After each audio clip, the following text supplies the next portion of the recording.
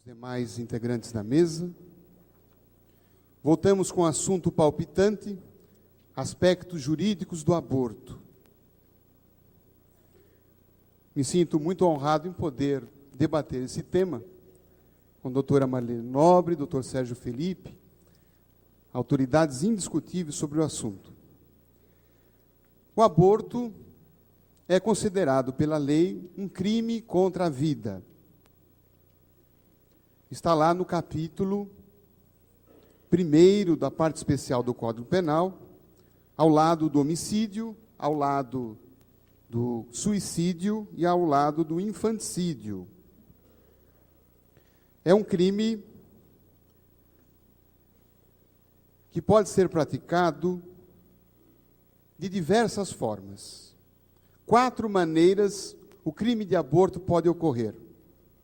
É importante observar, primeiramente, que, segundo a opinião de quase todos os juristas, para a lei penal, o feto é considerado pessoa.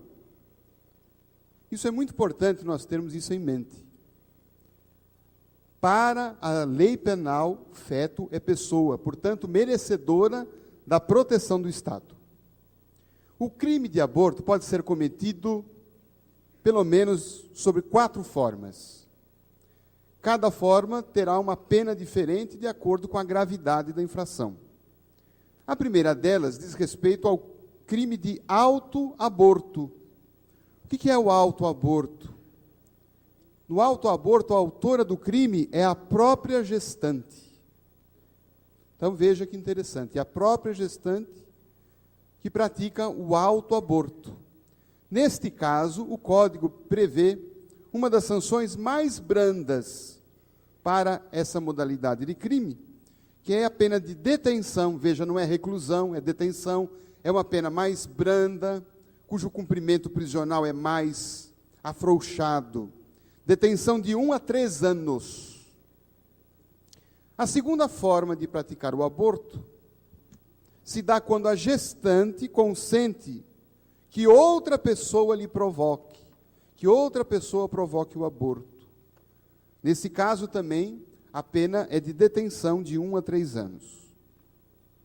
Uma outra modalidade de se praticar o crime é o aborto cometido sem o consentimento da gestante. Então, é um terceiro, médico ou não, pouco importa quem o seja, que pratica o aborto sem consentimento da gestante. Aí o código é um pouco mais severo. Dá uma pena de reclusão, que é uma pena de rigor mais forte, e reclusão de 3 a 10 anos. E há também, então, a quarta modalidade, que é o aborto consensual. Por que consensual? Tanto a gestante como o terceiro estão de acordo na prática da infração. Então, o consenso da gestante, importante observar, não exclui o delito. E a pena é de reclusão de 1 a 4 anos. O que a lei considera, a partir de que idade a lei considera que esse consentimento da gestante é válido ou não? A lei penal considera que esse consentimento da gestante é válido a partir dos 14 anos de idade. De modo que, se uma gestante grávida de 12 anos consentir, esse consentimento dela não vale. E o terceiro que fez o aborto incide no aborto praticado por terceiro, cuja pena é de 3 a 10 anos, pena mais severa. As penas do aborto também são aumentadas de 1/3, se em consequência do aborto a gestante sofre lesão corporal de natureza grave, e são duplicadas se, em razão do aborto ou das práticas das manobras abortivas, se sobrevém a morte para a gestante.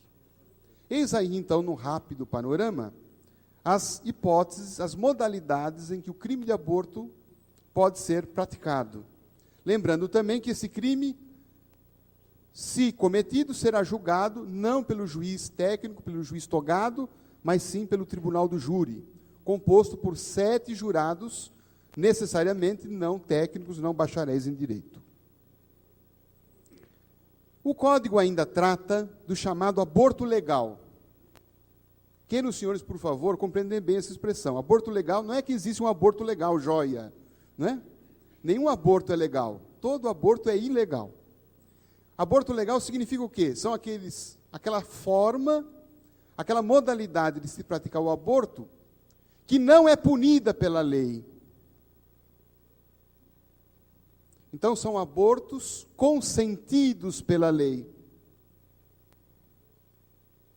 E são dois.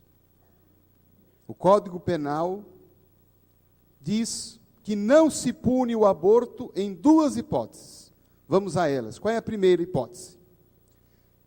É o chamado o aborto aborto necessário ou aborto terapêutico, que é aquele aborto onde não há outro meio de se salvar a vida da gestante. Por isso se diz necessário. Necessário por quê? Porque se ele não for feito, a gestante morre. Por isso que a doutrina também chama de aborto terapêutico.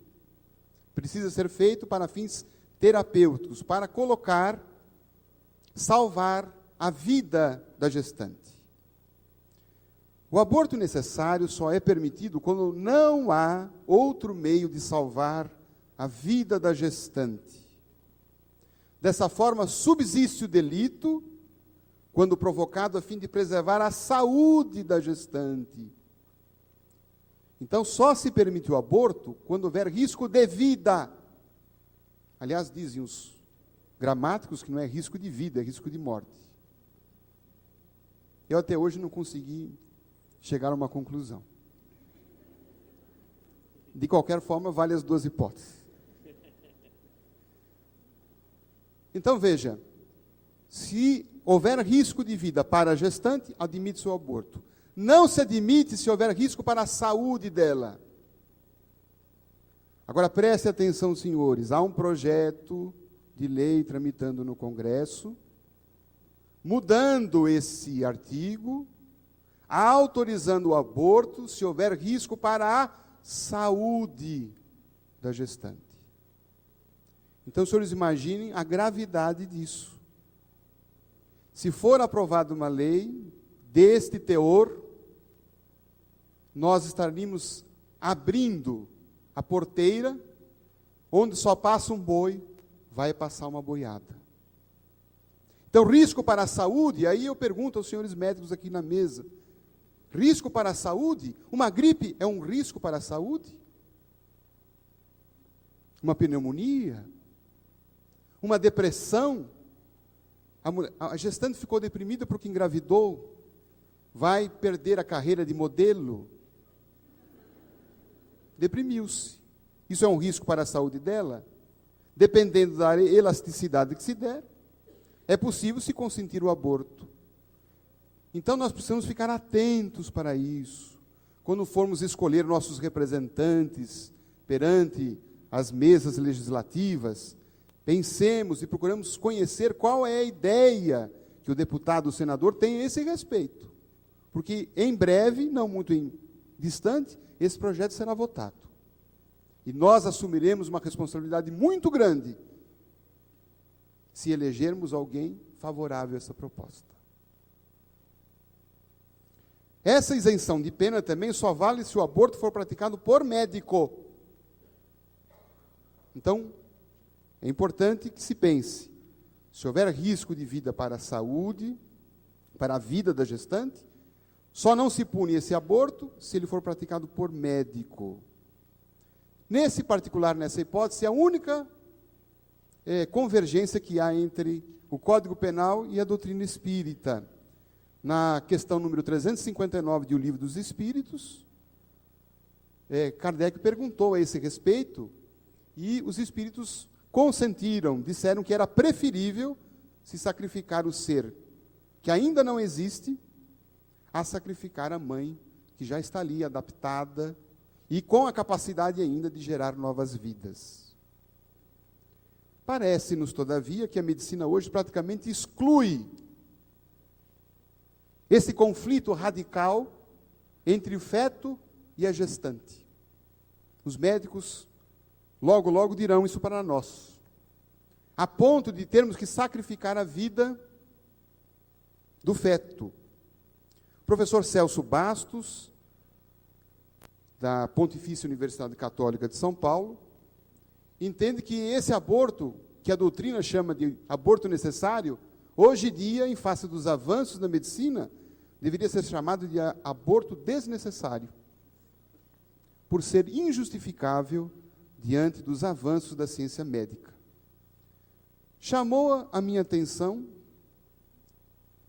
a hipótese levantada por Pinard, quando ele teve em suas mãos uma paciente gestante e tuberculosa.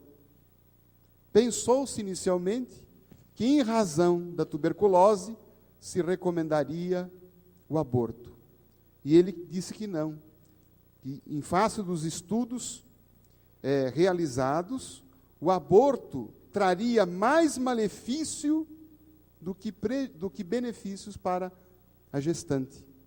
Porque o aumento da pressão abdominal, causado pelo crescimento do útero, exerceria uma ação favorável na evolução do processo patológico. Bendita gravidez que ajudou essa mulher a se curar mais efetivamente da tuberculose. Me chamou também a atenção um fato ocorrido com o Dr. Adib Jatene, médico de prestígio nacional, que chegou a confidenciar ao Dr. Ives Gandra da Silva Martins que sua mãe, quando estava grávida e hipertensa, naquela época, o médico chegou a recomendar-lhe a interrupção da gravidez. E ela, então, confiou, levou a gravidez adiante. Nasceu o Dr. Adib Jatene. Veja, então, o quanto nós devemos a essa mulher, né? Pensamos, então, na importância da diversidade. O que seria o mundo se faltasse Dr. Adib Jatene? Faltaria um pedaço. Como faltaria um pedaço se faltássemos cada um de nós aqui? O mundo não seria o mesmo. As estrelas no céu não estariam brilhando como hoje estão, com a nossa presença. De qualquer forma, a permissão legal está aí para eventual hipótese em que o aborto esteja indicado como o único meio existente para salvar a vida da gestante. Nessa hipótese, deve o médico observar o disposto no artigo 54 do Código de Ética Médica, que estabelece 3 requisitos: consentimento expresso da gestante ou do seu representante legal.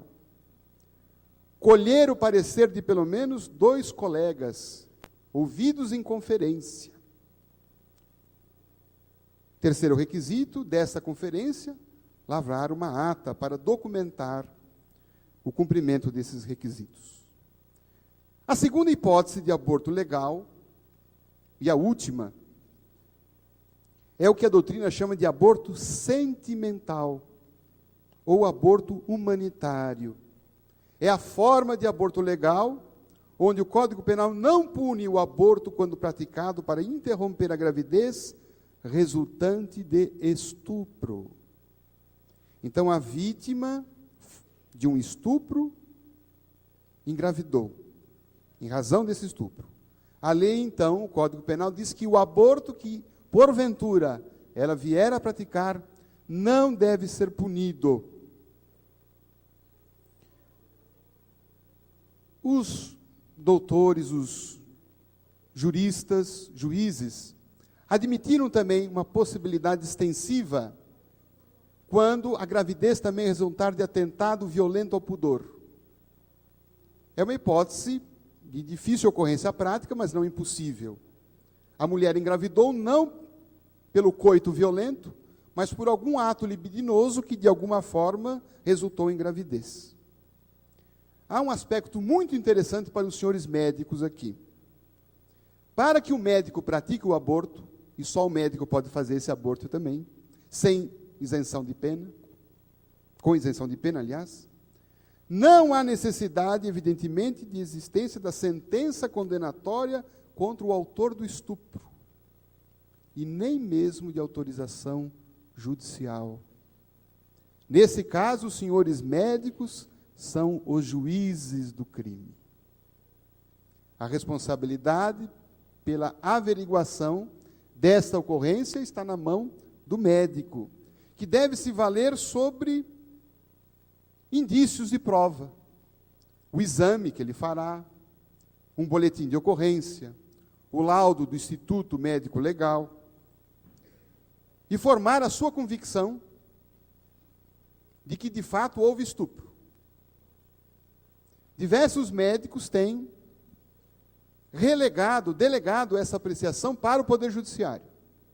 E diversos juízes têm deferido o pedido dizendo: a lei não incumbiu ao juiz decidir sobre a realização do aborto nesse caso.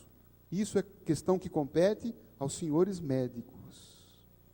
E eu fico aqui me perguntando como o médico poderia se comportar numa situação dessa. Porque se muitas vezes nós juízes, treinados, técnicos, com todo o apoio, com todo o aparato probatório, ficamos em dúvida, eu fico imaginando como o médico vai se comportar para formar a sua convicção, se houve estupro ou não. Porque um boletim de ocorrência, a vítima vai na delegacia e conta a história que quiser. O boletim não é prova da ocorrência efetiva. O laudo do exame médico também pode não comprovar indícios de violência. Então, penso que muitas vezes o médico pode ser induzido a erro. Esse permissivo legal da autorização do aborto no caso de estupro sempre provocou muitas controvérsias. Afrânio Peixoto, por exemplo, asseverou a sua indignação sobre o assunto ao dizer: é santo ódio da mulher forçada ao bruto que a violou. Concluir daí que este ódio se estenda à criatura que sobreveio a essa violência é dar largas ao amor próprio, ciumento do homem, completamente alheio à psicologia feminina. Um filho é sempre um coração de mãe que passa para um novo corpo. Nesse particular, o já citado professor Ives Gandra da Silva Martins, emérito jurista brasileiro, presidente da Academia Internacional de Direito, vem defendendo a ideia que, desde a Constituição de 1988, estão revogadas as disposições do Código Penal a respeito do aborto legal. Qual é o raciocínio do professor Ives Gandra? Ele disse: a partir de 1988, a nossa Constituição, pela primeira vez na história da cultura jurídica brasileira, alçou a vida à condição de garantia inconstitucional. O Código Penal, que é de 1940, portanto, anterior à Constituição, que permite a realização do aborto no caso de estupro, estaria, no dizer do professor Ives Gandra da Silva Martins, com o qual eu concordo de mão cheia, teria revogado expressamente esse crime, essa autorização para o aborto no caso de estupro. Porque, diz ele, autorizar-se o aborto, neste caso, seria conceder-se a pena de morte para também uma das vítimas do estupro, que é o feto, que nada tem a ver com a violência que seu pai praticou. Muitos abortistas são contrários à pena de morte aplicável aos estupradores, que são criminosos hediondos, mas são favoráveis à pena de morte aplicada aos inocentes gerados no estupro, o que, no mínimo, é uma macabra incoerência.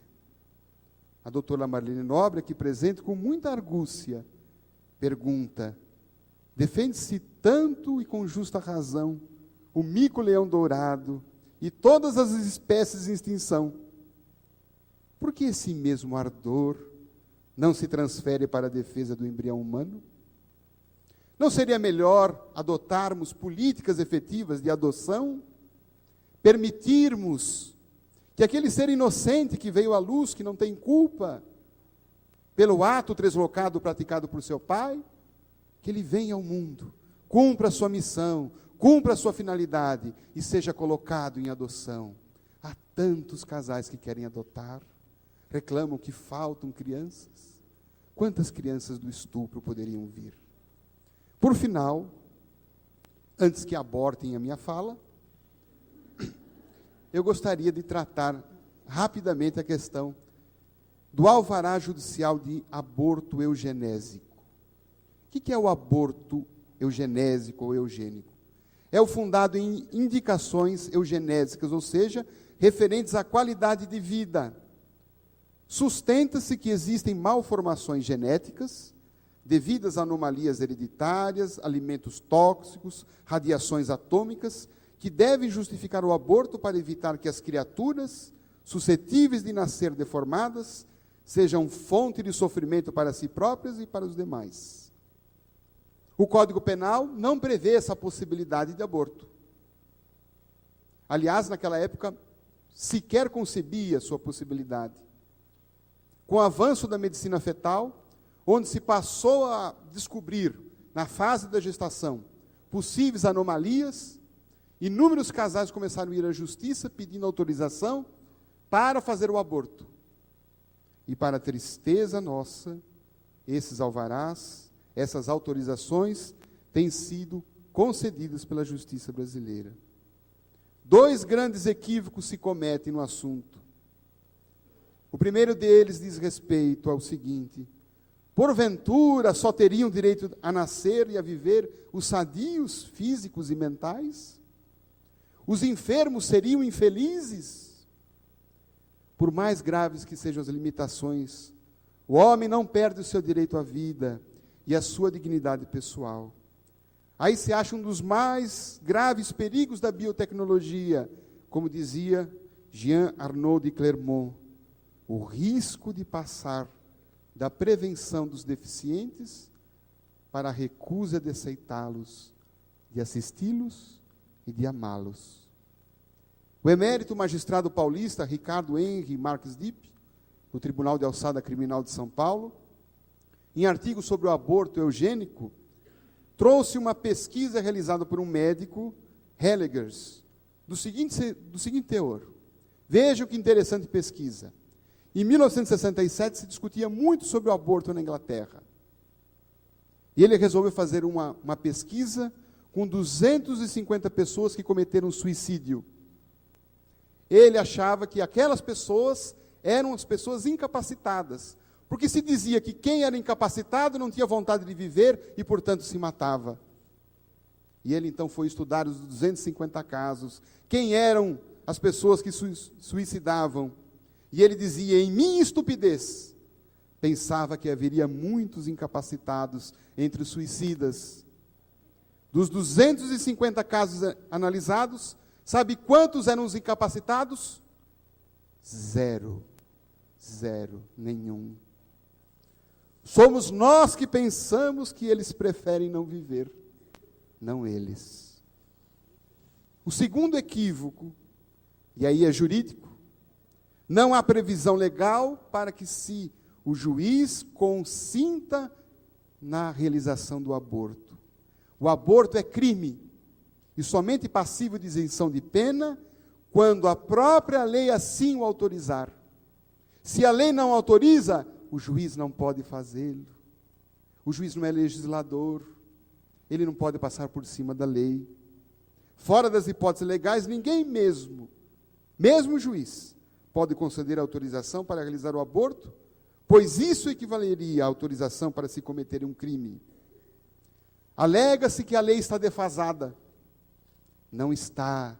É falsa a afirmação. Veja o que dispõe o artigo 203 da Constituição Federal de 1988. Prestem bem atenção.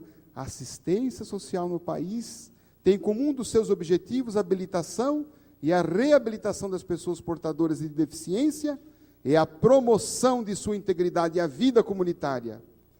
É assim que promovemos os deficientes? Matando-os. O artigo 227 da mesma Constituição é mais enfático. É dever da família, do Estado e da sociedade assegurar à criança, com absoluta prioridade, o direito à vida, à saúde, à alimentação, à educação. além de colocá-los a salvo de toda forma de negligência, discriminação, exploração, violência, crueldade e opressão. É texto constitucional, é a lei magna do nosso país. E o Estatuto da Criança e do Adolescente tem um artigo que pouca gente ainda deu conta. No artigo 7º do Estatuto, ele diz assim: a criança e adolescente têm direito à proteção à vida e à saúde, mediante a efetivação de políticas sociais públicas que permitam o nascimento. O Estatuto obriga que essas pessoas, que as crianças, tenham o direito de nascer. Segundo estatísticas mundiais, 60 milhões de abortos são provocados ao ano. Isso equivale a 5 milhões de abortos ao mês.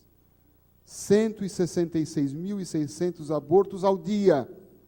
6.944 abortos por hora. 115 abortos por minuto. Em 30 minutos da nossa fala, já foram praticados 3.472 abortos. É hora de dar um basta nesse genocídio. Muito obrigado.